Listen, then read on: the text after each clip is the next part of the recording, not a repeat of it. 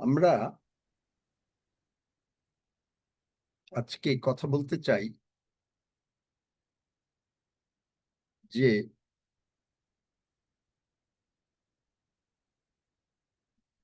শয়তানের শক্তি প্রভু যীশু কালভারি ক্রুশে পরাজিত করে দিয়েছেন। মানে Jesus broke the power of the devil.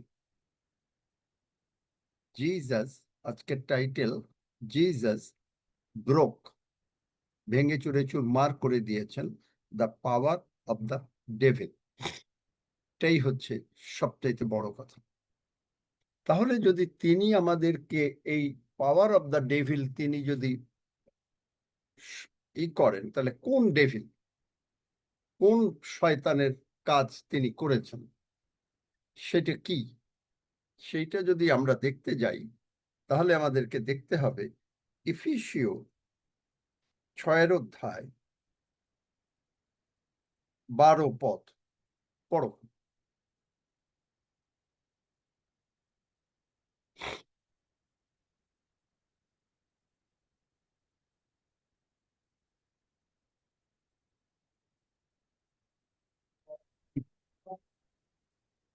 কেননা রক্ত মাংসের সহিত নয়, কিন্তু আধিপত্য সকলের সহিত, কর্তৃত্ব সকলের সহিত, এই অন্ধকারের জগৎপতিদের সহিত, স্বর্গীয় স্থানে দুষ্টতার আত্মাগণের সহিত আমাদের মল্লযুদ্ধ হইতেছে। আমেন। তাহলে এখানে বুঝতে হবে আগে যে কারা এই যে শয়তানের যে কোনো শক্তি আমাদের উপরে নাই, প্রভু যীশু যে ভেঙে চুরে চুরমার করেছেন, তারা কারা বুঝতে পারে? কোন চার্চ বুঝতে পারে? যে চার্চ বিজয়ী church, triumphant church. Triumphant church militant church না। মিলিটেন্ট চার্চরা তারা কি করে? তারা কিছুটা বিশ্বাস করে এবং আবার অবিশ্বাসও করে। এটা হচ্ছে ট্রায়াম্পেন্ট চার্চ এমনই একটা চার্চ যে তারা নিজেরা সর্বদা জানে প্রভু যীশু বলেছেন, সেটা আমরা একটু পরে আরো ডিসকাস করি। কিন্তু মিলিটেন্ট চার্চ একটা আছে। মিলিটেন্ট মানে হচ্ছে যে এই বডি অফ বিলিভার যারা প্রভু যীশুর সঙ্গে স্বর্গীয় স্থানে, ইফিসীয় 2 অধ্যায়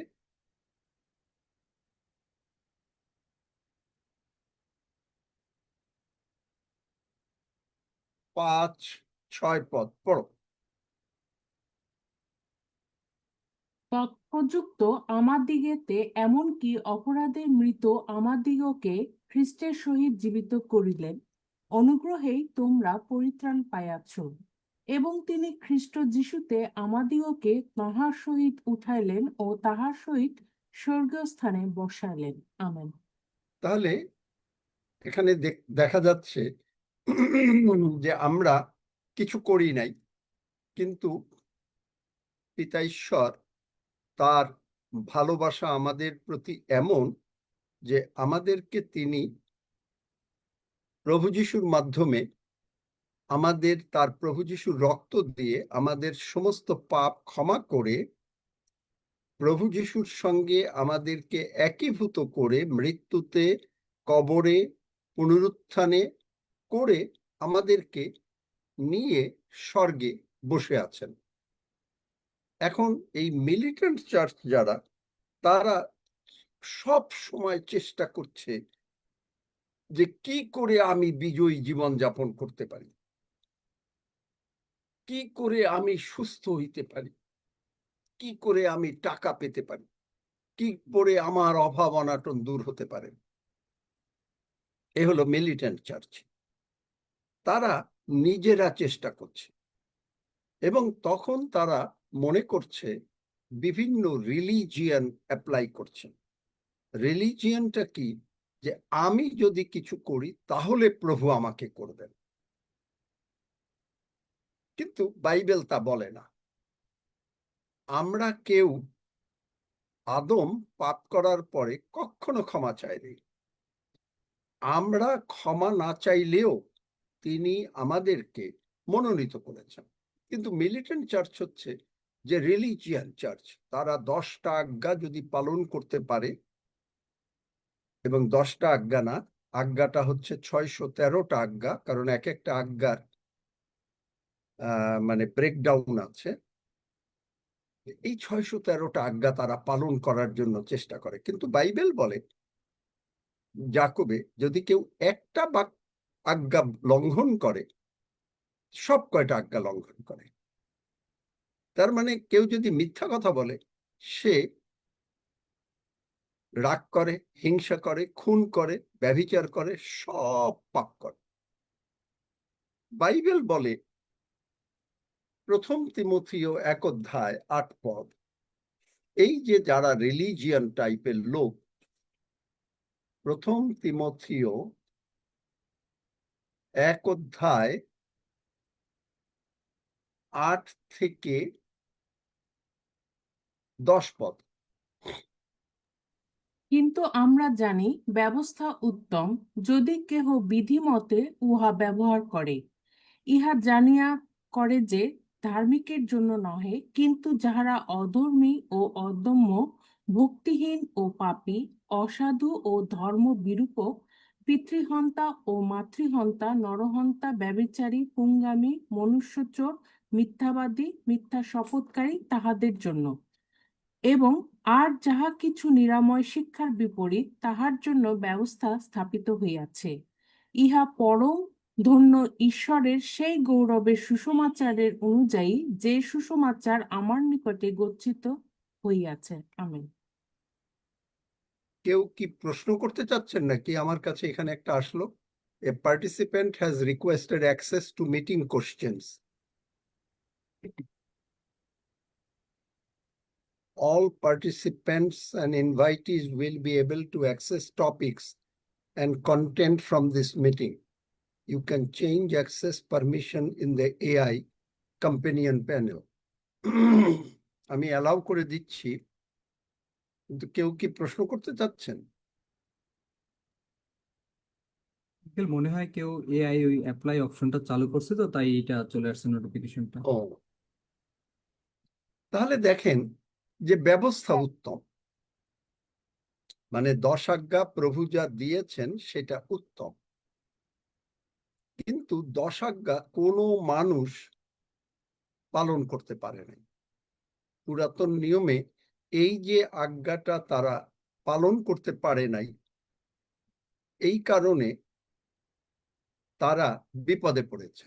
আর সব সময় বাইবেলে লিখেছে ঈশ্বর শাস্তি দিয়েছেন।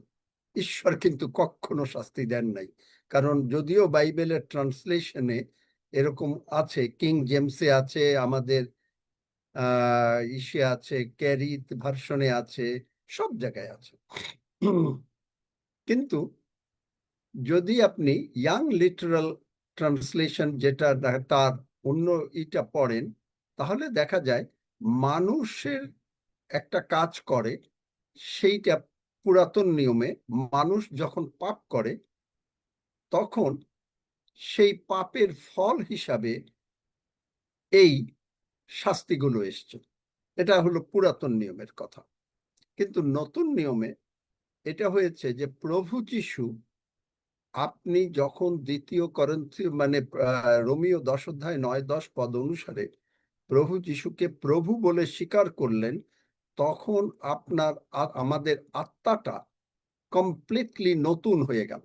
এবং আত্মাটার চারিদিকে একটা পবিত্র আত্মা দ্বারা, এফিসীয় 1 অধ্যায় 13 পদ বোধহয় বা 14 পদ পড়ো, সেটা দিয়ে যে সিল হয়ে গেছে, সিল গালা হয়ে গেছে। এই আত্মাটাকে শয়তান কখনো আপনাকে টাচ করতে পারে না। ইফিসীয় আত্মাটাকে টাচ। ইফিসীয় 1 অধ্যায় 13 পদ। খ্রিস্টে থাকিয়া তোমরাও সত্যের বাক্যে তোমাদের পরিত্রাণের সুসমাচার শুনিয়া এবং তাহাতে বিশ্বাসও করিয়া সেই অঙ্গীকৃত পবিত্র আত্মা দ্বারা মুদ্রাঙ্কিত হইয়াছ। আমেন। দেখলেন, মুদ্রাঙ্কিত। আপনি শুনে, আমরা শুনেছি পবিত্র যিশুকে যে মুহূর্তে আমাদের জীবনের প্রভু বললাম, তখন আমাদের আত্মাটা নতুন হয়ে গেল। এবং এইখানে আমাদের একটা ধারণা যে আমি যদি কিছু করতে পারি, তাহলে দেখা গেল যে এই ব্যবস্থা কাদের জন্য, যেটা আমরা প্রথম তিমথিও 1 অধ্যায় দেখলাম, যারা পাপী। অথচ এই এবং অসাধু অন্যান্য অনেক কিছু আছে। কারণ পাপী যে বলে সে ঠিকই পাপ করবে। কারণ চোর কখনো তার চুরির অভ্যাস পাল্টাতে পারে না, কিন্তু যে ধার্মিক সে সব সময় যিশুর সজ্ঞান। সে যে পাপ করবে না এমন না, কিন্তু সে পাপ করলেও যদি কখনো ভুল করে সে, তখন তার আত্মাটাকে এই পাপ স্পর্শ করতে পারে না। কারণ আত্মাটা যেটা নতুন হয়েছে, সেই আত্মা সম্পূর্ণভাবে একেবারে প্রভু যিশুর, ঈশ্বরের। এই কারণ ইফিসীয় 1 অধ্যায়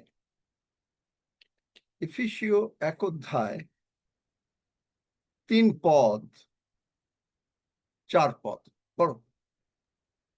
ইফিসীয় 1 অধ্যায় 3 পদ 4 পদ। ধন্য আমাদের প্রভু যীশু খ্রিস্টের ঈশ্বর ও পিতা, যিনি আমাদেরকে সমস্ত আত্মিক আশীর্বাদে স্বর্গীয় স্থানে খ্রিস্টে আশীর্বাদ করিয়াছেন।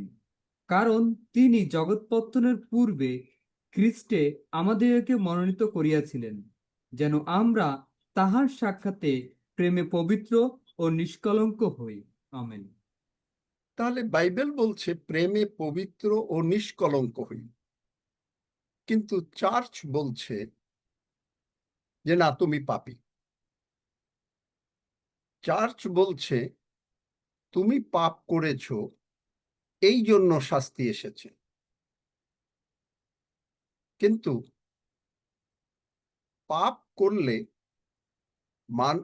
যখন সে ধার্মিক, তার কনসাসে মানে বিবেকে এমনই একটা জিনিস হবে, সে সঙ্গে সঙ্গে প্রথম যোহন 2 অধ্যায় অনুসারে 1 অধ্যায় 9 পদ অনুসারে, সে আমরা যদি আপন আপন পাপ স্বীকার করি, তবে তিনি বিশ্বস্ত ধার্মিক, সঙ্গে সঙ্গে বলবে লর্ড আই রিপেন্ট।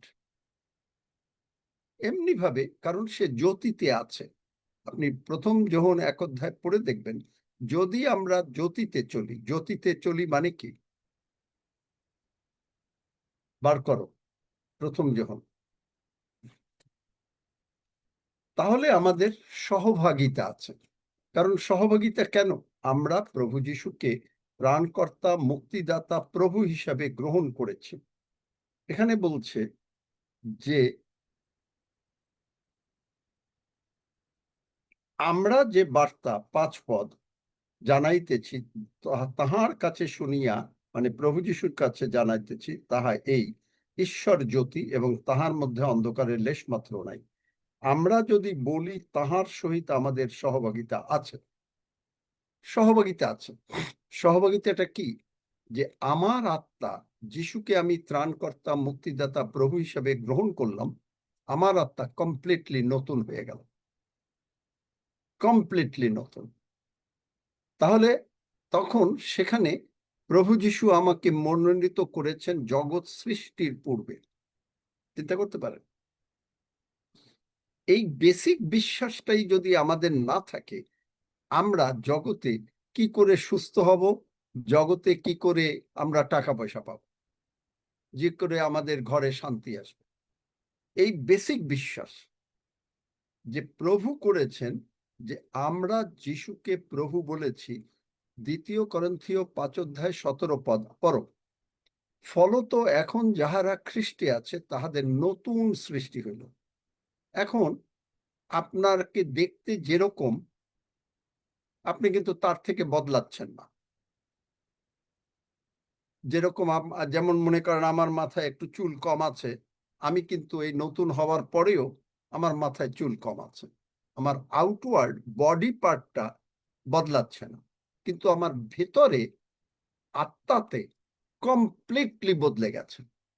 সেখানে প্রভু যীশু স্বয়ং বাস করে এবং আমি সজ্ঞান যে তিনি আমাকে মনোনীত করেছেন। তাহলে বিশ্বাসটা কি? বিশ্বাসটা হচ্ছে যে আমি যদি এই যে কথা বলছি, যদি আপনি এটা বলেন হ্যাঁ এটা সত্য, তাহলে আপনি সত্য বিশ্বাস করলেন। আর আমি যদি বলি যে এটা বললাম, আপনি যদি বলেন যে না এটা সত্য না, আমার আর আপনার আর্গুমেন্ট আছে, তাহলে এটা আপনার কাছে মিথ্যা। আপনি কেউ কি কোনো মানুষ তার নিজের মুখ দেখতে পেরেছে? বলেন, কোনো মানুষ তার নিজের মুখ দেখেছে? উত্তর দেন।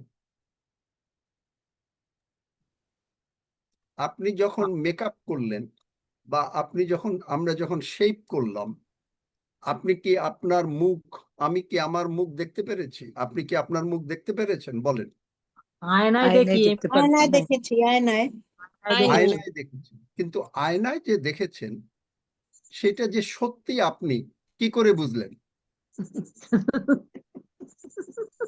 নিজেকে নিজে দেখে বিশ্বাস বুঝেছি, করুন।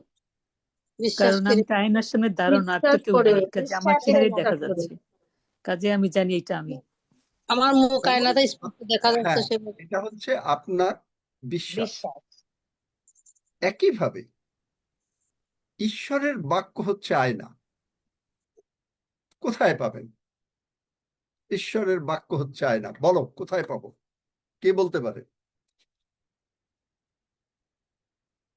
যাকবে আছে। বলো,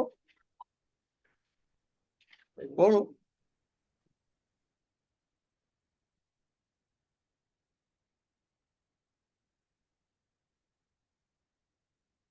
যাকব 1 অধ্যায় 22-23 পদ,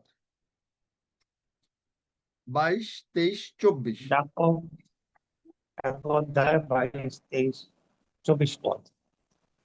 আর বাক্যের কার্যকারী হও, আপনাদিগকে ভুলাইয়া শ্রোতা মাত্র হইও না। কেন যে কেউ বাক্যের শ্রোতা মাত্র, কার্যকারী নয়, সে এমন ব্যক্তি তুল্য যে দর্পণে আপনার স্বাভাবিক মুখ দেখে। কারণ সে আপনাকে দেখিল, চলিয়া গেল, আর সে কি উঠল তাহা তখনই ভুলিয়া গেল। আমেন। আপনি যে সেজেছেন পার্টিতে যাবেন, ভদ্র মহিলারা একটু সাজেন, ঠিক আছে। এখন আপনি যে সেজেছেন, আপনাকে দেখতে যে কিরকম লাগছে, আপনি আয়নায় দেখে সেইটা বিশ্বাস করছেন। কোনো জায়গায় মুখে যদি একটু পাউডার বেশি লেগে থাকে বা কোনো মেকআপ বেশি লেগে থাকে, তারা সেইটা ভালো করে মোছেন। যদি ভুরুতে ঠিক মতন করে আইব্রো লাগানো হলো কিনা ইত্যাদি। কিন্তু আপনি দেখলেন, দেখে আপনি নিজেকে সুন্দরী, ভদ্র মহিলাদের কথা বলছি আগে, যে তারা নিজেকে বলল যে বাস আমাকে দেখতে দারুণ লাগছে। আর আপনি সুন্দরী, এবং আপনাকে যখন আপনি পার্টিতে গেলেন বা কোনো জায়গায় গেলেন, বললেন কোনো একজন লোক, বা সে ভদ্রমহিলা হোক, একজন ভদ্রলোক হোক, বা কেউ আত্মীয় হোক, ফ্রেন্ড হোক ইত্যাদি, হোয়াট এভার, সে যদি বলে বাহ আপনি খুব সুন্দর করে সেজেছেন, তো তখন আপনার কি অবস্থা হবে? বলেন ভদ্রমহিলারা, আপনাকে দেখতে খুব ভাল লাগছে তো? ভালো লাগবে নিজের। ভাল লাগবে। কিন্তু আপনি যে সেজেছেন, আপনি নিজে করেছেন, আপনি যে আপনার মুখে করছেন না কোথায় করছেন, সেইটা আপনি আয়নায় দেখে আয়নাকে বিশ্বাস করছেন। কিন্তু মানুষ ঈশ্বরের বাক্যকে বিশ্বাস করে না। তাহলে ঈশ্বর বলছেন এই যে মিলিটেন্ট চার্চ যারা, তারা প্রভু যিশুর সঙ্গে একসঙ্গে বসে নাই, এবং তারা কি করছে, নিজেদেরকে দেখছে, ঈশ্বরের বাক্য বিশ্বাস করছে ওই একইভাবে যে আয়নায় দেখছি, আমি আয়নায় দেখে আমার গালের দাড়িটা কাটছি, কিন্তু বিশ্বাস করছি যে দাড়ি কাটা হয়ে গেছে। কখন আমি হাত দিলাম, এখন আর খোঁচা খোঁচা লাগে না, আমি বিশ্বাস করলাম যে আমার দাড়িটা কাটা হয়ে গেছে। একইভাবে ঈশ্বর বলেছেন, কারণ আমি তোমার স্বাস্থ্য ফিরাইয়া আনিব ও তোমার ক্ষত সকল ভালো করিব। তার মানে আপনি সুস্থ হয়েছেন। এখন আপনি যদি আপনাকে এই বাক্যের মধ্যে দেখেন, এটাই হলো ট্রায়াম্পেন্ট চার্চ। আমি কিন্তু আলাদাভাবে আসছি। মিলিটেন্ট চার্চ হলো যারা নিজেরা নিজেদের ভালো করার জন্য চেষ্টা করে। আমি যদি উপবাস করতে পারি, অর্পিতা আছে নাকি ইন্ডিয়ার থেকে? অর্পিতা,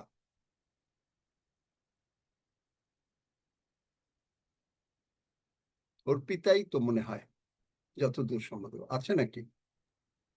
হ্যাঁ, আমি অর্পিতা দাশগুপ্ত, সে তাকে চাইছেন?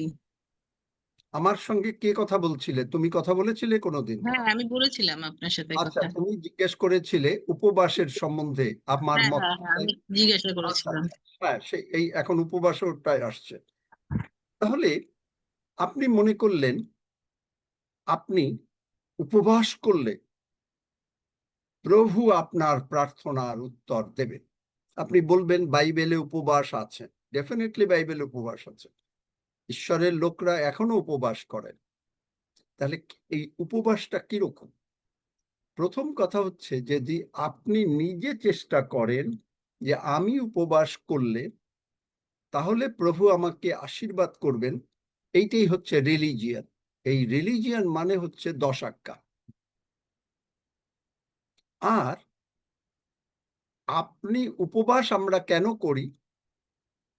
যে সাধু পৌল বলেছেন, এইটা বার করো, যে আমি আমার দেহকে প্রহার করিয়া বশে রাখিতেছি। বার করো। তাহলে উপবাস আমরা কেন করি তা জানেন? কেউ জানেন উপবাস কেন করি? ট্রায়াম্পেন্ট চার্চের লোকরা কেন উপবাস করে? মিলিটেন্ট চার্চের লোকরা তারা উপবাস করে যে প্রভু আমি উপবাস করলাম, এইবার তুমি আমার প্রার্থনার উত্তর দাও। That is called religion. আর ট্রায়াম্পেন্ট চার্চ উপবাস করে এই কারণে যে আমি তোমার অনুগ্রহে যা পেয়েছি, তোমারই অনুগ্রহে পেয়েছি, আমার কোনো কাজের দ্বারা আমি তোমার দয়া লাভ করি নাই, তুমি অনুগ্রহ করে আমাকে দয়া লাভ করেছো। কেন উপবাস করি সেটার একটা কারণ, এরপরেরটা আসবে। পেয়েছো? আমি আমার দেহকে প্রহার করিয়া বশে রাখিতেছি। পড়ো বকুল। করন্থীয় 9:27 বরং আমার নিজ দেহকে প্রহার করিয়া দাসত্বে রাখিতেছি, পাছে অন্য লোকদের কাছে প্রচার করিবার পর আমি নিজে কোনো ক্রমে অগ্রাহ্য হইয়া পড়ি। তাহলে এই যে প্রহার মানে বশে রাখিতেছি, মানে এটাকে আপনার আত্মা যখন নতুন হলো, সিলড হয়ে গেল আমাদের আত্মাটা, রোমিও 10:9-10 অনুসারে, তখন এই আত্মা মানে আপনি কন্ট্রোল করবেন আপনার বডিকে এবং আপনার সোলকে, আপনার যেটা প্রাণ, যেটা দিয়ে আপনার জ্ঞানের কথা ডাক্তার বলেছে, সুতরাং আর কোনো কথা নাই। এটা হলো জ্ঞান, এটা হলো হিউম্যান নলেজ।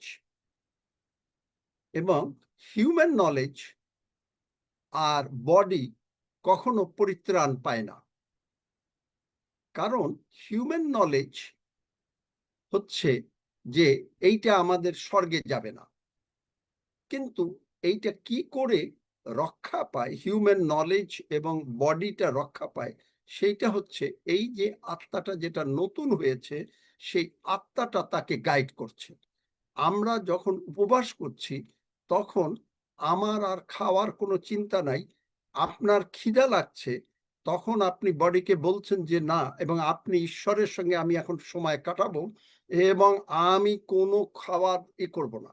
বডি কিন্তু আপনাকে বলবে খিদা লেগে গেছে, একটু জল খাও, একটু ফল খাও, একটুখানি খেয়ে নাও, বডি বলবে।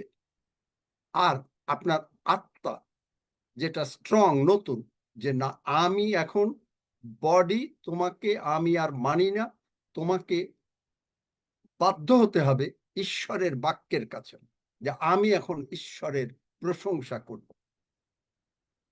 বোঝাতে পারলাম? খুব ভালো করে বোঝেন যে বডি তখন প্রশংসা করবে, তখন বডি ভাবে যে বাবারে, কারণ ব্রেইন থেকে সমস্ত কিন্তু বডি কন্ট্রোল হয়। ভালো করে বোঝেন, এটা কিন্তু মেডিকেল সায়েন্স আমি বলছি। ব্রেইনের ভিতরে কর্টেক্স আছে, হাইপোথ্যালামাস আছে, এবং কর্টেক্স হচ্ছে main organ of the brain. সে কিন্তু আমাদের বডিকে কন্ট্রোল করে। এখন আমি কর্টেক্স যখন বলছে যে খিদা লাগছে, মেসেজ পাঠিয়ে দিয়েছে, এবং এখানে যে মেসেজ পাঠায়, আমাদের শরীরে দুইটা নার্ভ আছে। একটাকে নার্ভকে বলে অ্যাফারেন্ট নার্ভ, আর একটা হচ্ছে ইফারেন্ট নার্ভ। অ্যাফারেন্ট নার্ভ দিয়ে মেসেজ চলে গেল যে বডি, তোমার কাছে ভীষণ খিদা লেগেছে, তুমি আর উপবাস ভেঙে ফেলো। ইফারেন্ট নার্ভ থেকে মেসেজ চলে গেছে কর্টেক্সের কাছে যে হ্যাঁ, আমি মেসেজ দিয়ে দিয়েছি। এখন আত্মা বলছে যে না, তখন বডি সারেন্ডার করে। আপনি যদি স্ট্রং হন আত্মায়, যে না, আমি এখন উপবাস করব, আমি এখন প্রার্থনা করব, ঈশ্বরের প্রশংসা করব, I don't want to know anything else. বোঝাতে পারলাম? কোনো প্রশ্ন? তখন আপনি আপনার বডিকে, আমার বডিকে কন্ট্রোল করলাম।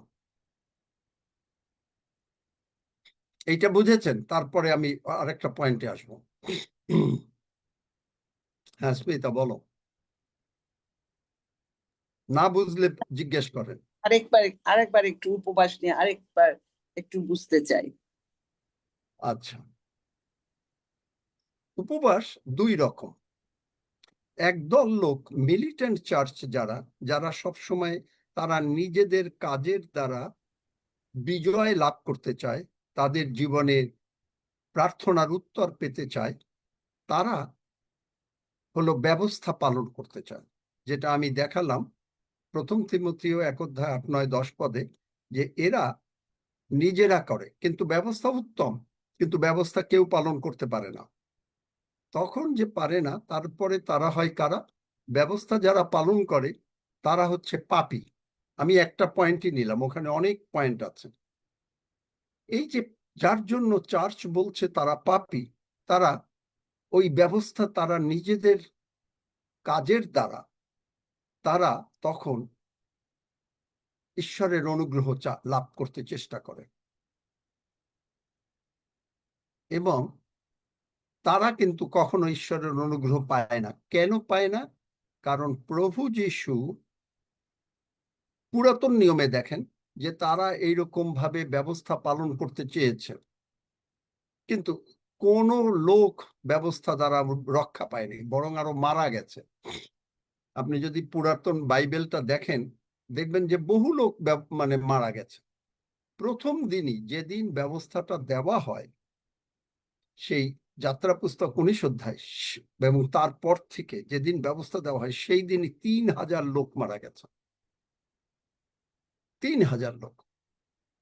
এবং তারপরে মানুষ শুধু পাপী পাপী বলে যাচ্ছে। এরা ব্যবস্থা পালন করতে চাচ্ছে, তারা সবসময় মনে করছে পাপী, এবং তারা পাপ খালি স্বীকারই করছে। অথচ বাইবেল বলছে ব্যবস্থা উত্তম, কিন্তু ধার্মিকের জন্য না। 1 তিমথিও 1 অধ্যায় বলছে এই কথা,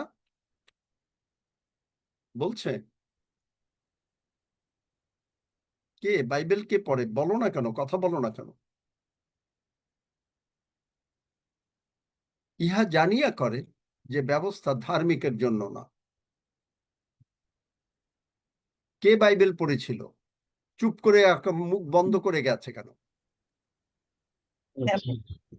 সদর করেছিল, হ্যাঁ, ব্যবস্থায় ধার্মিকদের জন্য নয়, এটা যারা পাপী তাদের জন্য। তাহলে দেখেন, যে ব্যবস্থা তারা জানে যে এটা ধার্মিকের জন্য না। ধার্মিকতাটা কি? তাহলে আমাদের এইটাও বুঝতে হবে, আমরা পরে আলোচনা করব, এটা একদিনে আলোচনা করা যাবে না, আগে উপবাসটা ভালো করে বুঝি। তাই এরা উপবাস করে এইভাবে যে আমি প্রভুর কাছ থেকে উপবাস করলে এবার প্রভু আমাকে উত্তর দেবেন। কিন্তু তারা বিশ্বাস করে না যে প্রভু যিশু সমস্ত কোনো মানুষ ক্ষমা চায় নাই।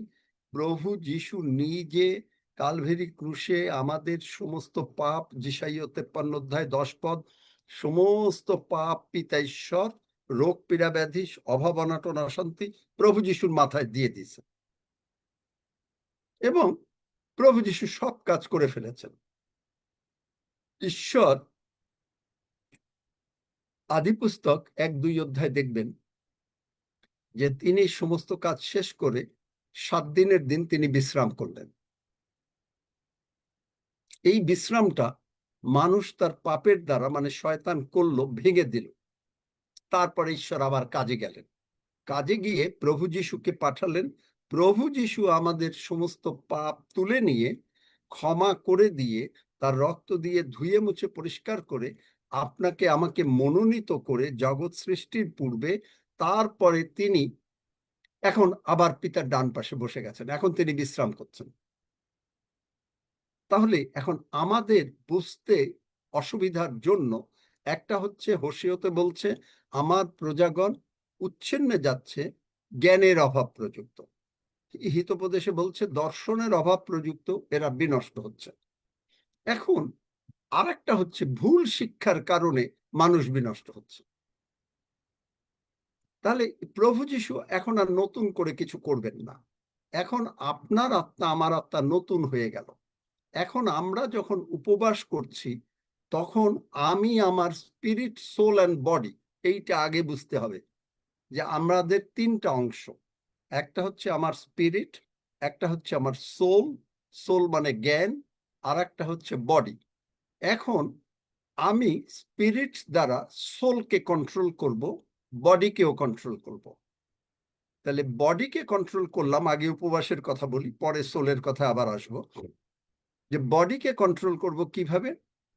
যে আমি উপবাস করছি, বডি বলছে খিদা লেগে গেছে, বডি বলছে মাথার ভিতরে হেডকোয়ার্টার, আমাদের শরীরের বস হচ্ছে কর্টেক্স। কারণ আপনার মাথা যদি ঠিক না থাকে আপনার কোনো বডি ঠিক থাকে না, মানেন এইটা কি? Am I right or am I right? Right right তাহলে মাথাটা ঠিক রাখার জন্য তখন কি হচ্ছে, বডিটাকে বলছে যে তুমি খিদা লেগেছে, তুমি খাও। এবং মাথার থেকে আমাদের বডির ভিতরে ইলেকট্রিসিটির মতন পজিটিভ আর নেগেটিভ তার রয়েছে। যে তারের একটা তারের নাম হচ্ছে এফারেন্ট নার্ভ, আর একটা হচ্ছে ইফারেন্ট নার্ভ। এটা হচ্ছে ইলেকট্রিক তার আমাদের বডিতে। মানুষের মধ্যে হাউ মেনি নোজ যে আমাদের শরীরে কিন্তু ইলেকট্রিসিটি আছে, তা জানেন? জানেন কেউ? না জানেন না? জানি জানি আমাদের হার্ট ইলেকট্রিসিটি দ্বারা এই যে চেম্বার গুলো এইটা অপারেট হয়, জানেন কি? খুকুমনি, তুমি তো নার্স। জানি। আচ্ছা, তাহলে দেখেন যে আমাদের বডির ভিতরে ইলেকট্রিসিটি আছে। এখন বডিটাকে আমি যদি কন্ট্রোল করতে পারি, মানে আমি এখন ঈশ্বরের প্রশংসা করব। আত্মা বলছে আমি, সবাই প্রশংসা করে কিন্তু তারা মুখে প্রশংসা করে। যিশু বলেছেন এই লোকেরা ওষ্ঠা ধরে আমাকে সম্মান করে। বার করো, যিশাইয়তেও আছে, যিশু নিজেও বলেছেন মতি, মার্ক, লুক, যোহনের এক জায়গায়, এই লোকেরা লুকে পাবে ওষ্ঠা ধরে আমাকে সম্মান করে, কিন্তু আপন আপন হৃদয় আমার থেকে বহু দূরে রাখে। প্রশংসা 2 রকম, যার জন্য বাইবেল বলে গীতসংহিতাতে সরল লোকেরা তোমার প্রশংসা করবে। এই সরল লোক কারা? বাংলা বাইবেলে আছে। এই সরল লোক হচ্ছে যে আমি যখন প্রশংসা করব তখন আমার ফোন আসুক, আমার কিছু আসুক, আই এম নট ইন্টারেস্টেড। আমি এখন স্বর্গের সঙ্গে, প্রভুর সঙ্গে কথা বলছি। আপনি যদি বলেন বাহিনীগণের সদা প্রভুর প্রশংসা করি, কেননা সদা প্রভু মঙ্গলময়, তাহার দয়া অনন্তকাল স্থায়ী, তাহার বিশ্বস্ততা পুরুষে পুরুষে স্থায়ী। আমি আমার মানুষ চক্ষে আমি ঈশ্বরকে দেখছি এবং ঈশ্বরের সঙ্গে আমি সরাসরি কথা বলছি। বোঝাতে পারলাম? আমি আপনার সঙ্গে কথা বলছি সেবাস্টিনের সঙ্গে, সেবাস্টিনের মুখের দিকে আমি তাকিয়ে কথা বলি, সেবাস্টিনের চোখের দিকে তাকিয়ে আমি কথা বলি, কি বলি না বলি না? এইভাবে কথা বললে তাহলে আমরা একে অপরকে ভালো করে বুঝি। যে পরিবারে দেখবেন স্বামী স্ত্রী চোখের দিকে তাকিয়ে কথা বলে না, তারা সেখানটায় ভালোবাসা কম। কি am I right or am I right? বলেন। Yes, yes. Amen, amen. হ্যাঁ, right, right. তাহলে এই যে আমি যখন প্রার্থনা করছি তখন আমি চোখের দিকে বডিকে বলছি, বডি এখন তোমার খাওয়া যাবে না। একবার, দুইবার, তিনবার, 10 বার বডি চেষ্টা করবে আপনাকে কনভিন্স করার। বডি বলবে যে না, খিদা লেগেছে, চলো যাই খাই। তখন আপনি বডিকে যেই কন্ট্রোল করলেন, সাধু পৌলের এই কথা, আমি আমার দেহকে প্রহার করিয়া বশে রাখিতেছি। এইটা হলো প্রহার, পিটানো। একইভাবে এটা হলো মিলিটেন্ট চার্চ। আর একটা ডিফিটেড চার্চ যারা কোনো কিছু জানে না, তারা ওই যে বললাম ঈশ্বরের সত্য বাক্য জানে না, তারা খ্রিস্টান। তারা গিয়ে ঈশ্বরের কথা শোনে এবং তাদেরকে শেখানোও হয়, যারা শেখান তারাও জানে না। তারা যারা শেখে তারা ভুল শিখে তারা সবসময় নিজেদেরকে পাপী বলে, মনে করে যে এইবার আমি প্রভুর দয়া পাবো, এইবার আমি প্রভুর দয়া পাবো। ওই যে দেখেন প্রতীক দিয়েছে মতি 15 এটা যিশাইয় ভাববাদীর কোটিং, যে এই লোকেরা ওষ্ঠা ধরে আমাকে সম্মান করে, মুখে মুখে প্রশংসা করে, হালেলুইয়া, ধন্য যিশু। আপনি দেখবেন চিৎকার করে প্রার্থনা করছে আর সকলে বলছে বাবা, যে প্রার্থনা at the top of the voice।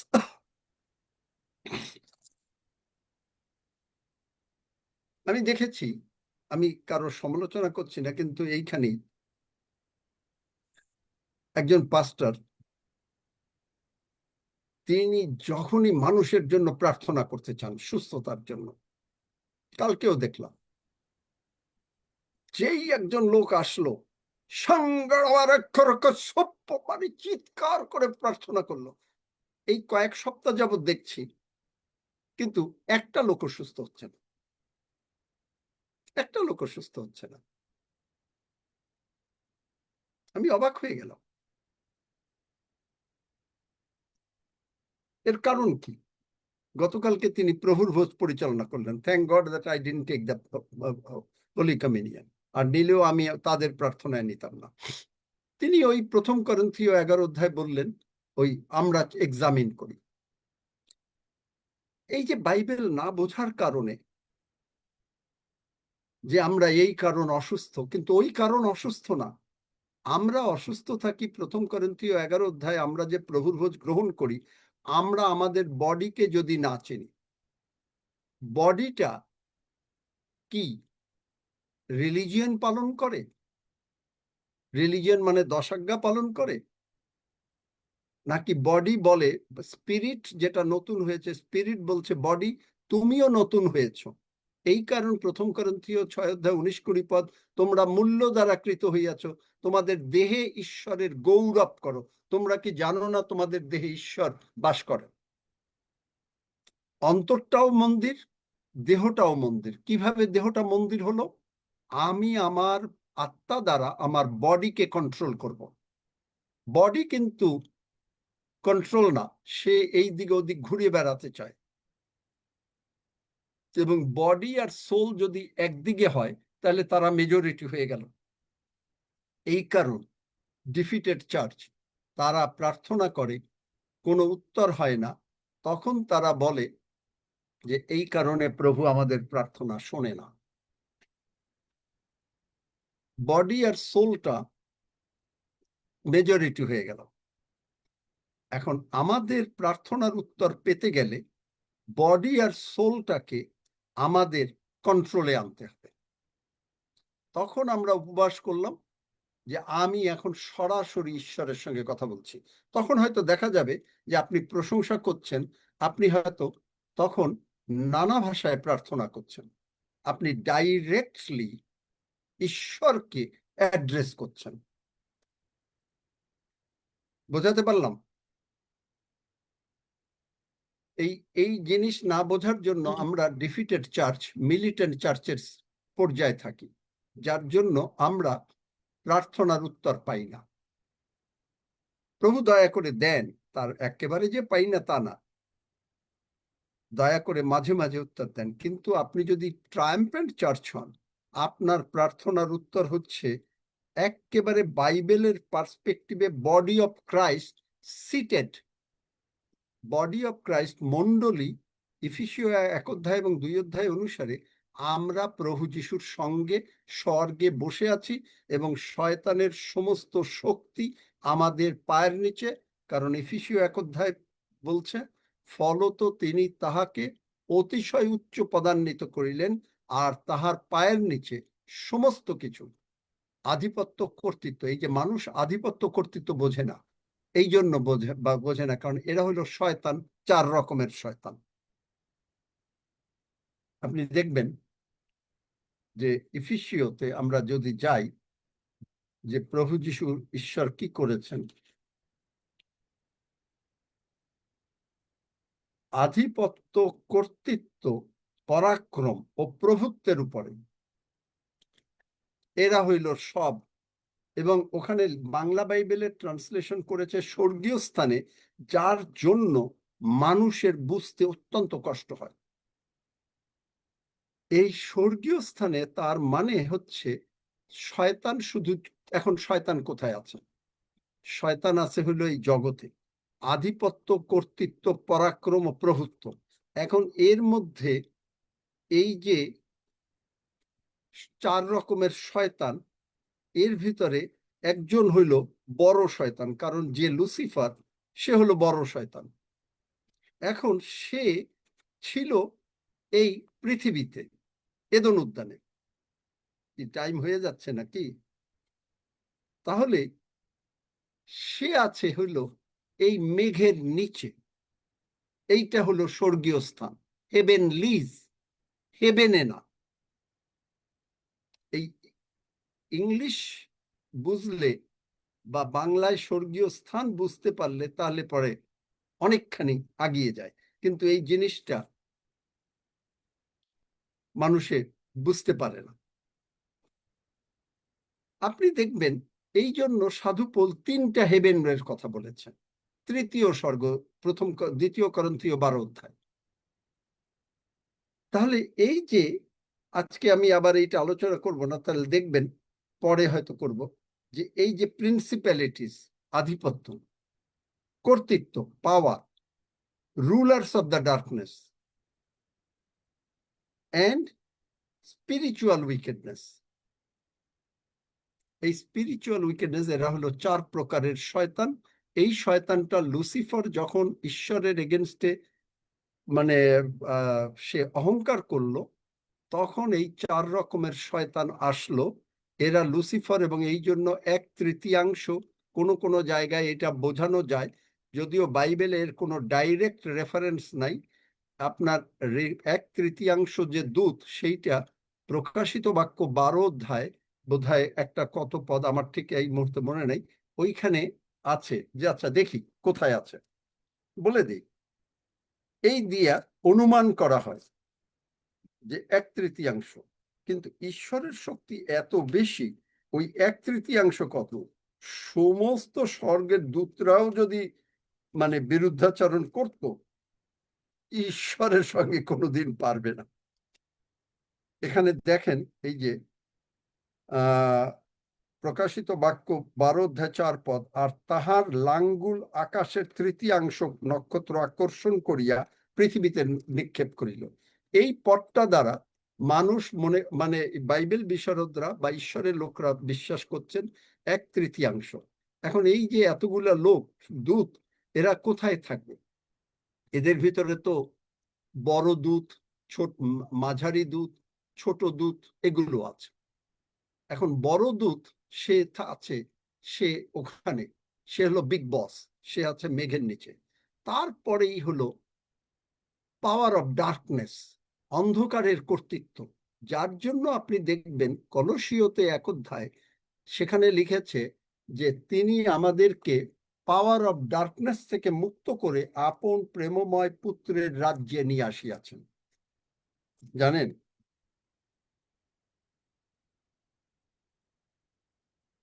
জানেন, পড়ো 12 পদ থেকে, 12-13 পদ।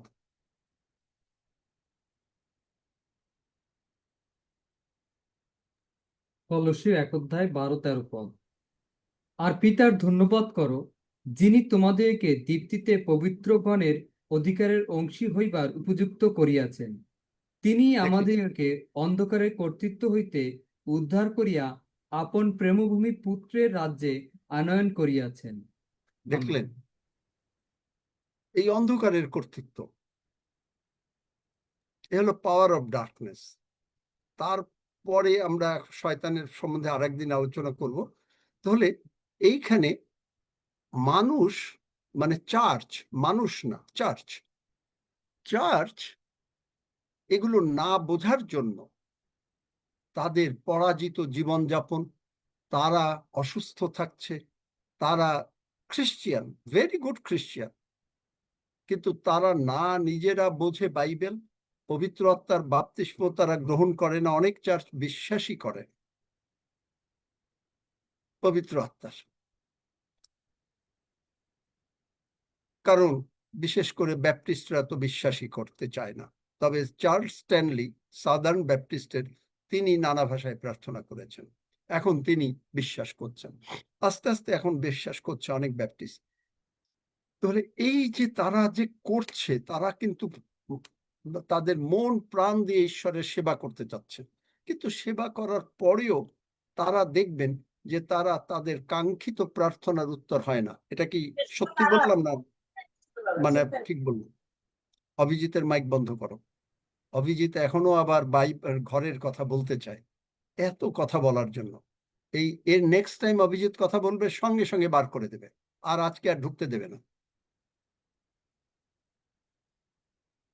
কি ঠিক বললাম? কঠিন হতে হবে আমাকে, কারণ অনেক নরম হয়েছি, কোনো কাজ হয় না, পা ধরলেও কাজ হয় না, তারপরেও কথা বলে। Yes uncle. কি আমি যে এটা বোঝাতে পারলাম? স্মিতা, বুঝেছো যে কেন আমরা উপবাসটা করি? যে উপবাসটা করে তখন আমি আমার বডিকে কন্ট্রোল করছি। বডি চাচ্ছে আরাম, এখন আত্মা চাচ্ছে ঈশ্বরের প্রশংসা করতেন। এটা কিন্তু উপবাস ছাড়াও হয়। অনেক সময় দেখবেন উফ ভীষণ ক্লান্ত, কিন্তু হঠাৎ প্রভু আপনাকে বললেন তুমি আমার প্রশংসা করো, তখন আপনি বলেন বডি যিশু নামে ঈশ্বরের বাধ্য হ, আমি এখন প্রশংসা করব। দেখবেন বডি কিন্তু রেজিস্ট করতে চেষ্টা করবে, না না না না, ঘুমাও ঘুমাও ঘুমাও, কিন্তু আপনি তখন ঈশ্বরের প্রশংসা করছেন।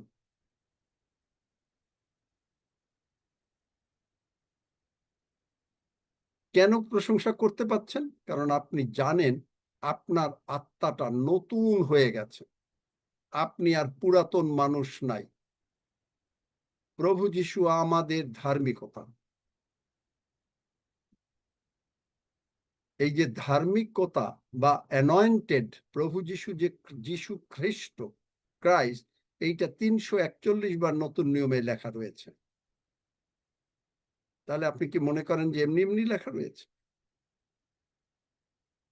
কি কারো প্রশ্ন আছে বলেন দেখি, হয়তো আমরা এই নিয়ে যাব কি করে আস্তে আস্তে ফেইথ কি আবার বোঝাবো, যেন আমরা ট্রায়াম্পেন্ট চার্চ প্রার্থনা করেছি, উত্তর পেয়ে গেছি। ইয়েটিসিআর যিশাইয়া 26 অধ্যায় 3 পদে একটু হিন্টস দিয়ে দিই। যাহার মন তোমাতে সুস্থির, এইটা হচ্ছে কল্পনা। কল্পনাটা মাত্র হচ্ছে যেমন একটা মা যখন প্রেগনেন্ট হয় তখন সে কিন্তু কল্পনা করছে যে তার পেটে বাচ্চা আছে, মানে এটা অনুভবও করছে এবং বিশ্বাস করছে যে সে বাচ্চার মা হবে।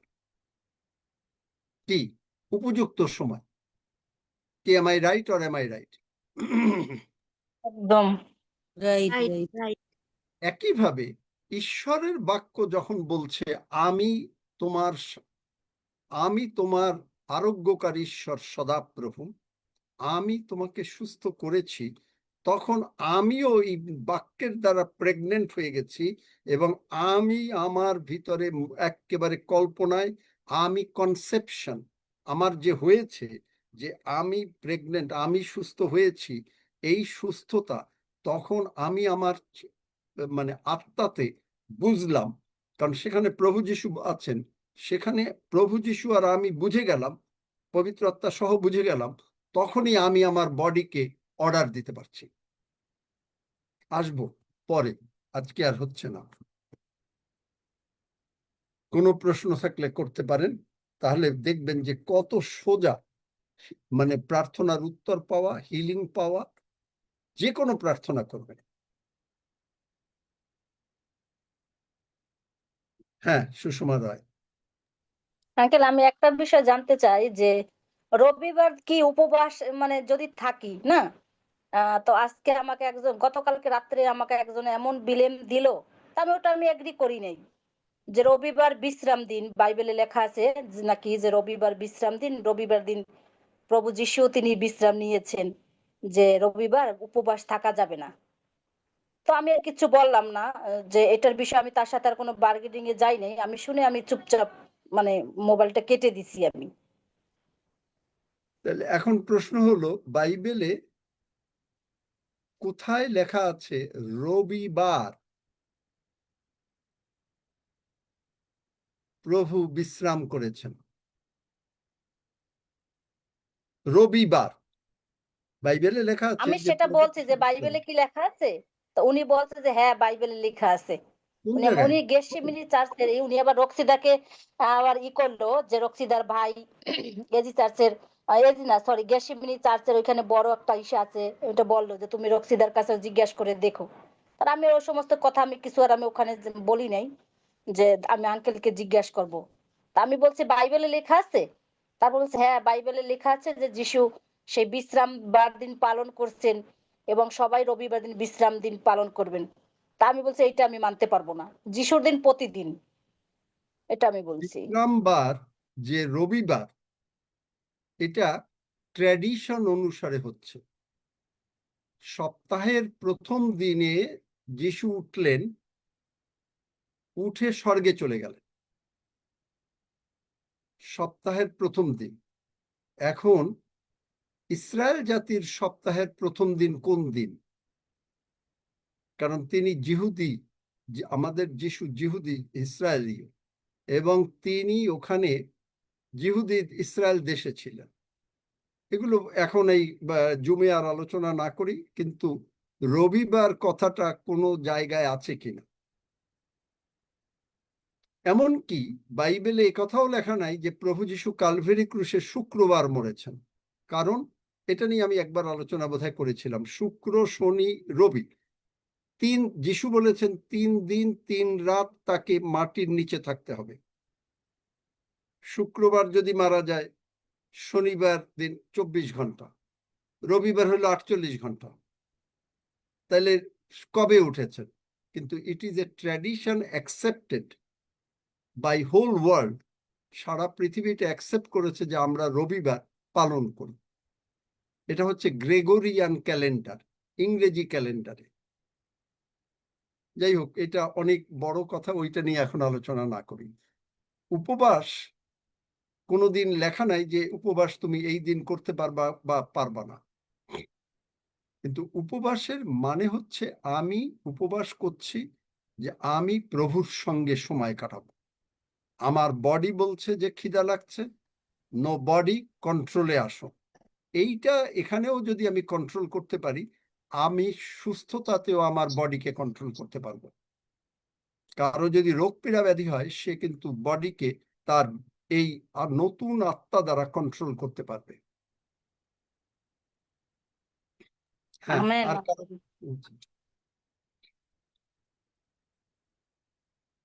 আর কারো প্রশ্ন আছে?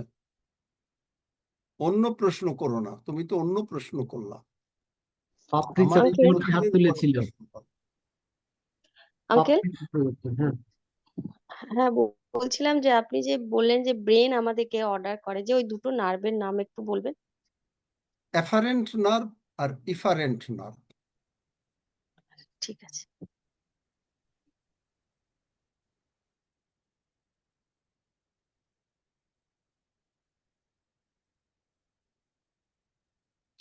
অন সাবাথ ডে, কেউ লিখেছে, প্রশ্ন করো। Sunday or Sabbath day? Sunday কথাটা, রবিবার কথাটা কি কোনো জায়গায় উল্লেখ আছে বাইবেলে? হাফিজ, রক্সি, রবিবার কথা, কবিতা খান্না, রবিবার উল্লেখ আছে?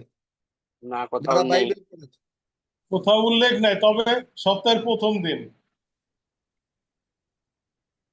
এখন ওইটা হলো পরে, আছে। তখন ওটা কি বলছে? রিন্তু মল্লিক কি বলেছে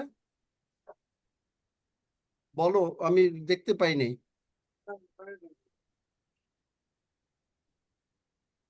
এই পড়ো তো, রিন্তু মল্লিক কি লিখেছে? I don't think.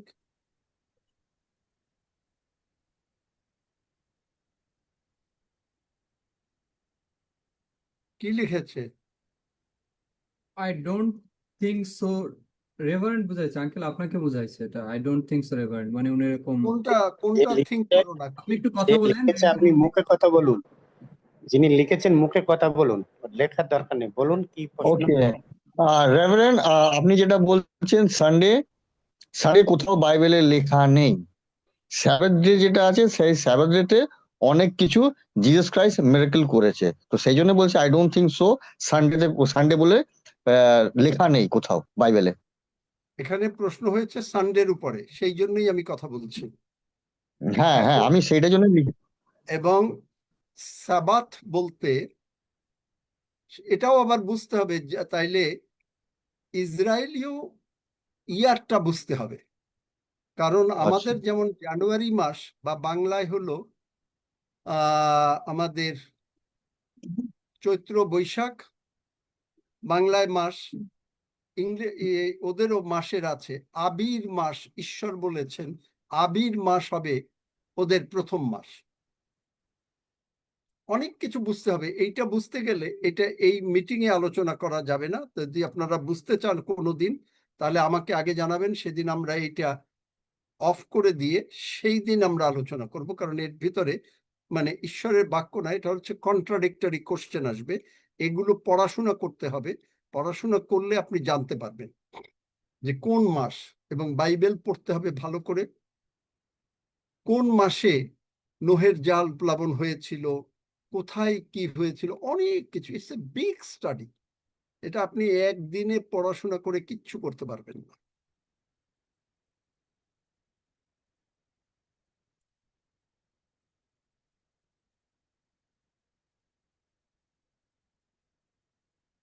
শুধু সাবাথ ডেতে তিনি মিরাকেল করেন নাই, লটস অফ মিরাকেলস আমাকে বাইবেল থেকে দেখিয়ে দিতে হবে যে শুধু সাবাথ ডেতেই তিনি মিরাকেল করেছেন। রিন্টু মল্লিক যদি আমাকে দেখিয়ে দাও, খুশি হব। কারণ এখানে বলছে according to the Holi Bible, Christ did lots of miracles on Sabbath day Jesus Christ did lots of miracles and he gave the sermon on that. Please show me in the Bible.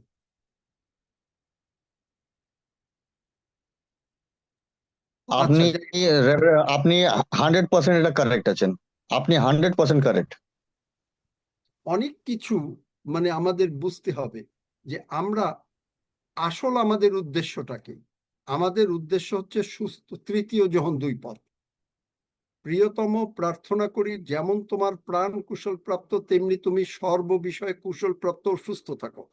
আমরা জগতে আছি বটে, কিন্তু জগতের না। আমরা ঈশ্বরের সন্তান এবং আমাদেরকে তিনি প্রার্থনা করেছেন যেন আমরা সর্ব বিষয়ে কুশল প্রাপ্ত ও সুস্থ থাকি। সর্ব বিষয় তার মানে আমাদের শরীরে রোগ পীড়া ব্যাধি থেকে, অভাব অনাটন থেকে, অশান্তি থেকে আমরা মানে শান্তিতে ঘুমাবো। সোজা কথা, আপনি শান্তিতে ঘুমাবেন। আমি ঘুমাচ্ছি, আজকে 9 ঘন্টা ঘুমিয়ে যাচ্ছি, ঘুমাবো শান্তিতে, আবার উঠবো, প্রশংসা করব, ঘুমাবার আগে প্রশংসা করব। কিন্তু কিভাবে করব, এই লাইনটাই হলো প্রভু যিশুর, যে তুমি করবে না, আমি তোমার মধ্যে বসে করাবো। এইটাই হলো বাইবেলের সত্য এবং করাবেন বিশ্বাস। আর তোমাকে বিশ্বাস দিচ্ছি, যখনই আপনি গ্রহণ করলেন, গালাতীয় 5:22 আনন্দ, প্রেম, আনন্দ, শান্তি সবকিছু আপনার আত্মার মধ্যে, আমার আত্মার মধ্যে আছে। কিন্তু আমরা কোন জায়গায় মিস করি। আত্মার ফল এটা না, পবিত্র আত্মার ফল না। কিন্তু এখানে মানুষ অনেক বোঝে যে পবিত্র আত্মার ফল। নো নো নো নো, আত্মার ফল। এবং ওইটাই ইংরেজিতে বাইবেলে দেখবেন যে ফ্রুটস নাই, প্লুরাল নাই, যদিও অনেকগুলো প্লুরাল আছে, ওটা হচ্ছে ফ্রুট, একটা ফল। যাই হোক, আমরা আজকে এই পর্যন্ত থাকি। এবং যারা প্রার্থনা চেয়েছিল গতকালকে, তারা কেউ ঢোকে নাই। আমি তার একটা মানে কথা তোমরা বলতে আমাকে বলো নাই। আঙ্কেল, আমি একটা কথা বলতে চাইছি যে এই যে উপবাস সম্পর্কে আপনি বললেন না, তাহলে সপ্তাহের যে কোনো দিনে কি আমরা উপবাস করতে পারি? উপবাসের কোনো মানে নাই। একদিন কেন, তুমি মানে যদি পারো তুমি 3 দিনও যদি উপবাস করো, কিন্তু তোমার বডিকে কন্ট্রোল করে যদি তুমি উপবাসের সময় সিরিয়াল না দেখো, ফোনে গল্প না করো, যে উপবাস টাইমটায় আমি ঈশ্বরের সঙ্গে থাকি। ইয়েস, আমি ওইটাই জানতে চাইছি, যে কোনো দিন আমি বীরেন করতে বাবু, পারি? আমার এক মামা, তিনি অত্যন্ত দারুণ ঈশ্বরের লোক ছিলেন। ঈশ্বর তার সম্বন্ধে সার্টিফিকেট দিয়েছেন। যাই হোক, তিনি উপবাস করতেন, তিনি কাজ করতে হতো, কারণ তার পয়সারও প্রয়োজন। সকালবেলা উঠে প্রার্থনা করে প্রভুর সঙ্গে কাটিয়ে কয়েক ঘন্টা কাজ করে তাড়াতাড়ি সেই দিন, অন্যান্য দিন যদি উনি মানে 3টায় ভাত খেতেন, উনি সেই দিন মানে প্রতিদিন ভাত খাওয়ার আগে উনি প্রার্থনা করতেন। সেই দিন দেখা গেল 11টা 11:30 কাজ বাদ দিয়ে 12টার থেকে তিনি 2 ঘন্টা প্রভুর সঙ্গে, 3 ঘন্টা প্রভুর সঙ্গে কাটাচ্ছেন। প্রশংসা, হালেলুয়া, হাততালি দিচ্ছেন আর এইভাবে প্রার্থনা, ধন্য যিশু, হালেলুয়া। 2 ঘন্টা কাটাচ্ছেন। এবং তাকে যখন বল্লা কামড় দিল, বল্লা মানে এই যে মৌমাছি, উনি শুকনো মানুষ আমার মতন এইরকম মোটা হয়ে গেল। 2 ঘন্টা প্রশংসা করে তিনি কমপ্লিটলি সুস্থ হয়ে গেলেন। Amen, amen. এবং প্রশংসাটা আবার বুঝতে হবে, আমেন। প্রশংসা করে একজন লোক। হালেলুয়া, ধন্য যিশু, হালেলুয়া, ধন্য যিশু। কিরম প্রশংসা করে? হালেলুয়া, ধন্য যিশু। ওই যে হয়তো মনে করেন একটা গল্পের ছল বলি, তাইলে পরে বুঝতে পারবেন। জানি আমাদের সময় হয়ে গেছে। হালেলুয়া, ধন্য যিশু বলছে, কিন্তু কিরকম? ওই যে মাঠে ধান নেড়েছে, ওই উঠানে ধান নেড়েছে, মুরগি আসছে, হালেলুয়া, ধন্য যিশু, মুরগিকে দাওয়াচ্ছে, হুশ, হালেলুয়া, ধন্য যিশু, হুশ। বুঝতে পারছেন যে বোঝাচ্ছি যে প্রভুর সঙ্গে যে আমি একাত্ম, আমি যে স্বর্গের সঙ্গে আমার জুড়ে দিই একেবারে। সেই যে ভক্ত গান গেয়েছে, স্বর্গে মোদের হৃদয় দ্বার জুড়ে দিয়ে একেবারো। এই হৃদয় দ্বারটাকে জুড়ে দিচ্ছি, তখন আর হুঁশ না, মুরগি ধান খাচ্ছে, হুঁশ নাই, আমি তখন প্রভুর সঙ্গে। বোঝাতে পারলাম? হ্যাঁ আমেন আমেন Yes, আমেন। আবার দরকার হলে আমরা আগামীকালকে আলোচনা করব এই নিয়ে। Amen hallelujah. আলোচনা করব। ধন্য যিশু। আমেন হালেলুয়া, ধন্য যিশু। রক্সি, তুমি প্রভুর ভোজ পরিচালনা আমেন করো। হালেলুয়া। আমেন। আসুন আমরা পবিত্র ভোজ আমরা গ্রহণ করি। প্রভুর যে ভোজ তিনি স্থাপন করেছেন, আমরা সেই ভোজে আমরা অংশগ্রহণ করি। প্রভু আমাদেরকে যোগ্য করেছেন, কারণ আমরা তার শরীর চিনি। প্রভু যীশু খ্রিস্টকে আমরা প্রভু হিসাবে গ্রহণ করেছি যারা, আমরা তারাই এই ভোজ আমরা গ্রহণ করব। আমরা আনন্দপূর্বক গ্রহণ করব, কারণ প্রভু আমাদেরকে মুক্ত করেছেন। এটি জগতের জীবনের জন্য, জগতের জীবনের যে সুস্থতা দরকার এই ভোজের মধ্য দিয়ে এটি আমরা গ্রহণ করতে পারি। এবং এফেসীয় তার 1:3-4 পদ সাধু পৌল যে সত্য প্রকাশ করছেন, ধন্য আমাদের প্রভু যীশু খ্রিস্টের ঈশ্বর পিতা, যিনি আমাদেরকে সমস্ত আত্মিক আশীর্বাদে স্বর্গীয় স্থানে খ্রিস্টে আশীর্বাদ করিয়াছেন। কারণ তিনি জগৎ পতনের পূর্বে খ্রিস্টে আমাদেরকে মনোনীত করিয়াছিলেন, যেন আমরা তাহার সাক্ষাতে প্রেমে পবিত্র ও নিষ্কলঙ্ক হই। অর্থাৎ তিনি আমাদেরকে সেই সাক্ষ্য দিচ্ছেন, কারণ প্রভু যীশুকে গ্রহণ করার মধ্য দিয়ে আমরা আর পাপী নই, কিন্তু আমরা ধার্মিকতায় স্থিরীকৃত হইয়াছি। আর যখন স্থিরীকৃত হইয়াছি, তাই আমরা যোগ্যরূপেই এই ভোজ আমরা গ্রহণ করছি। আমরা প্রভুকে গৌরব দিয়ে, ধন্যবাদ দিয়ে প্রভুর হাত থেকে তার দেহ, তার রক্ত আমরা গ্রহণ করছি। যিশুর দেহ, এটি স্পিরিচুয়াল বডি আমরা গ্রহণ করছি, এবং স্পিরিচুয়াল ব্লাড আমরা গ্রহণ করছি, এবং আত্মার সঙ্গে মিলিত হচ্ছে খ্রিস্টকে আমরা পরিধান করছি। অর্থাৎ খ্রিস্টের সমস্ত ক্যারেক্টার আমরা ধারণ করছি, যিশুর রক্ত আমরা ধারণ করছি। অর্থাৎ যিশুর রক্ত পবিত্র। আমাদের যদি কোনো খারাপ রক্ত থেকে থাকে, এটি অ্যান্টিবডি তৈরি করে আমাদের শরীরে, সমস্ত পাপের উপর বিজয়ী দান করে। তাই প্রভুকে গৌরব দিয়ে আসুন আমরা এই ভোজ আমরা একসঙ্গে প্রভুর হাত থেকে গ্রহণ করি। হে আমাদের স্বর্গমত্ত পাতালের মহান ঈশ্বর, আমরা তোমার মহানামে ধন্যবাদ করি, তোমার প্রশংসা করি, তোমার গৌরব করি, কারণ তুমি আমাদেরকে মুক্ত করিয়াছ। বাক্য সেই জন্য বলছি, অতএব এখন যারা খ্রিস্ট যিশুতে আছে তাহাদের প্রতি কোনো দণ্ডাজ্ঞা নাই প্রভু, কারণ তুমি আমাদেরকে মুক্ত করিয়াছ, পাপের ও মৃত্যুর ব্যবস্থা থেকে মুক্ত করিয়াছ। তাই আমরা সাহসপূর্বক আজকে অনুগ্রহের সিংহাসনের সামনে দাঁড়াবার আমরা সাহস লাভ করেছি, কারণ আমরা সেই দয়া লাভ করেছি তোমার কাছ থেকে, সেই অনুগ্রহ তোমার কাছ থেকে পেয়েছি বলে প্রভু আজকে তোমার এই পবিত্র মেজের সামনে আমরা দাঁড়াবার সাহসপ্রাপ্ত হয়েছি। আমরা তোমার ধন্যবাদ করি তোমার দেহের জন্য এবং তোমার সেই পবিত্র রক্তের জন্য, যে দেহ তুমি চূর্ণ করেছিলে আমাদের জন্য। সমস্ত কিছু তুমি বহন করেছো। তোমার দেহকে চূর্ণ করা হয়েছে, তোমার দেহকে আঘাত করা হয়েছে, তোমার দেহকে ক্ষতবিক্ষত করা হয়েছে, তোমার মাথায় কাটার বুকর দেওয়া হয়েছে, হাতে পেরেক দেওয়া হয়েছে, কুক্ষে দেশে আঘাত করা হয়েছে, চাবুক মারা হয়েছে, তোমার মুখে থুতু দেওয়া হয়েছে প্রভু। এই সমস্ত অপমান প্রভু যেটি আমাদের ছিল, আমাদের বদলে প্রভু তুমি সেটি তুলে নিলে এবং তোমার পবিত্র রক্ত দিয়ে আমাদের সমস্ত পাপ তুমি মোচন করে আমাদেরকে ধার্মিক করলে প্রভু। আমরা কৃতজ্ঞ প্রভু, আমরা কৃতজ্ঞ তোমার এই অনুগ্রহের জন্য, তোমার এই ভালোবাসার জন্য প্রভু। আর বাক্য সেই জন্য বলছে, কারণ ঈশ্বর জগৎকে এত ভালোবাসলেন, তার একমাত্র পুত্র প্রভু যীশু খ্রিস্টকে আমাদের জন্য দান করলেন, যেন যে কেউ তাতে বিশ্বাস করে সে বিনষ্ট না হয়, কিন্তু অনন্ত জীবন পায়। প্রভু তোমার আলটিমেটাম গোলের মধ্যে তুমি আমাদেরকে নিয়ে আসছো বলে আমরা আজকে আনন্দিত। তাই আনন্দ গান সহকারে তোমার সম্মুখে এসেছি এবং তোমার হাত থেকে তোমার দেহ, তোমার রক্ত আমরা গ্রহণ করছি। আমরা ধন্যবাদ দিই তোমার দেহের জন্য এবং তোমার পবিত্র রক্তের জন্য। আমরা আনন্দ গান সহকারে তোমার গৌরব স্বীকার করি। ধন্য পিতা, ধন্য তোমার নাম, যিশু নামে চাই, আমেন। হালেলুয়া, ধন্য যিশু। আসুন গ্রহণ করুন।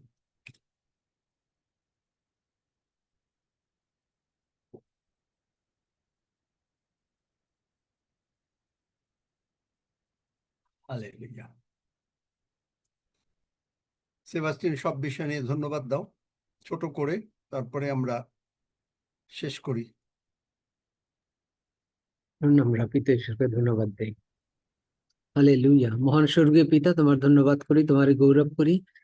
তুমি আমাদেরকে মনোনীত করেছো, তুমি আমাদেরকে অনুগ্রহ করে তোমার এই ট্রায়াম্ফ্যান্ট চার্চের সদস্য করেছো। এই জন্য আমরা তোমার ধন্যবাদ করি, কৃতজ্ঞ হই প্রভু। আমরা আরো যে দুই ধরনের চার্চের বিষয় আজকে শুনেছি, বিশ্বাস করি তুমি এই বিষয়ে বলিয়েছো তোমার এই ভক্ত সন্তানকে। তুমি আমাদেরকে সেই সমস্ত চার্চের সদস্য না করে তোমার ট্রায়াম্ফ্যান্ট চার্চ, যেখানে বিজয়ী, তুমি আমাদেরকে বিজয়ী অপেক্ষা বিজয়ী করতে চাও, তজ্জন্যই তুমি আমাদেরকে মনোনীত করে এখানে যুক্ত করেছো। এই জন্য আমরা তোমার ধন্যবাদ করি, কৃতজ্ঞ হই প্রভু। ধন্যবাদ দেই যে তুমি আমাদেরকে মুক্ত করার জন্য দিয়াবলকে তুমি সম্পূর্ণরূপে ক্রাশ করে দিয়েছো, তাকে তুমি শক্তিহীন করেছো, এবং তুমি আমাদেরকে তোমার সেই প্রেমময় পুত্রের রাজ্যে তুমি আনয়ন করেছো। এই জন্য তোমার ধন্যবাদ করি। ধন্যবাদ দিতে চাই প্রভু যিশুর দেহ এবং রক্তের মাধ্যমে আমাদের জন্য স্বর্গীয় খাদ্য তুমি দিয়েছো। এই স্বর্গীয় খাদ্যের মাধ্যমে প্রভু আমরা বিশ্বাস করি জগতের জন্য আমাদের যা কিছু প্রয়োজন সমস্ত কিছু পেয়েছি। আমাদের জন্য যে সুস্থতা দরকার আমরা সুস্থতা পেয়েছি। আমাদের জন্য যে এই পৃথিবীতে চলার জন্য যে টাকা পয়সা বা যে নিত্য প্রয়োজনীয় সামগ্রী সমস্ত কিছু যিশু নামে আমাদেরকে দিয়েছো। সেই সাথে আমরা দিয়াবলকে পদতলে দলিত করবার শক্তি তোমার বাক্য থেকে পেয়েছি। এই জন্য আমরা তোমার ধন্যবাদ দিই, তোমার গৌরব করি প্রভু। হালেলুয়া। প্রভু তুমি আমাদেরকে তোমার সেই স্বর্গীয় স্থানে, স্বর্গে তুমি আমাদেরকে বসিয়েছো, স্বর্গপুরীর প্রজা করেছো, এই পৃথিবীতে আমাদেরকে তোমার শান্তির দূত হিসেবে, রাজদূত হিসেবে রেখেছো। এই জন্য তোমার ধন্যবাদ দিই, তোমার গৌরব করি প্রভু। এবং প্রত্যেকদিন তোমার জীবন্ত বাক্য আমরা শুনছি এবং আমরা বৃদ্ধি পাচ্ছি, এবং তুমি আমাদেরকে তোমাময় করে রাখতে চাও প্রভু, যাতে প্রভু আমরা জগতের দ্বারা না চলে, আমরা জগতে আছি কিন্তু আমরা জগতের নই, আমরা প্রভু যীশু খ্রিস্টের দেহের মধ্যে রয়েছি। আমাদের সকলকে তুমি যিশুময় করে দিয়েছো, বিশ্বাস করি, তাই তোমার ধন্যবাদ করি। সমস্ত ধন্যবাদ কৃতজ্ঞতা তোমাকে দেই। ধন্য যিশু, যিশু নামে চাই, আমেন।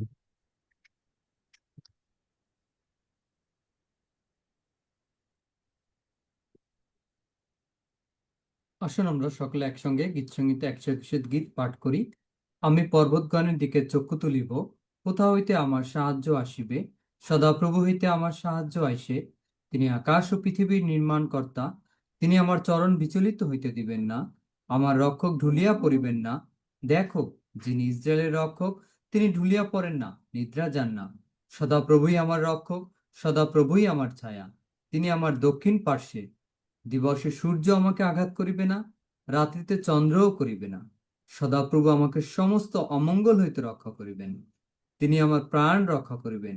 সদাপ্রভু আমার বাহিরে যাওয়া ও আমার ভিতরে আসা রক্ষা করিবেন, এখন অবধি চিরকাল পর্যন্ত। আমেন। আসুন আমরা সকলে একসঙ্গে প্রভুর প্রার্থনা করি। হে আমাদের স্বর্গস্থ পিতা, তোমার নাম পবিত্র বলিয়া মান্য হোক, তোমার রাজ্য আইসুক, তোমার ইচ্ছা সিদ্ধ হোক, যেমন স্বর্গে তেমনি পৃথিবীতেও হোক। আমাদের প্রয়োজনীয় খাদ্য আজ আমাদেরকে দাও, আর আমাদের অপরাধ সকল ক্ষমা করো, যেমন আমরাও আপন আপন অপরাধী দিগকে ক্ষমা করিয়াছি। আর আমাদিগকে পরীক্ষাতে আনিও না, কিন্তু মন্দ হইতে রক্ষা করো, কারণ রাজ্য, পরাক্রম ও মহিমা যুগে যুগে তোমার। আমেন। সকলে ভালো থাকুন, ঈশ্বরের আশীর্বাদের মধ্যে থাকুন। জয় যিশু বাবা। জয় যিশু।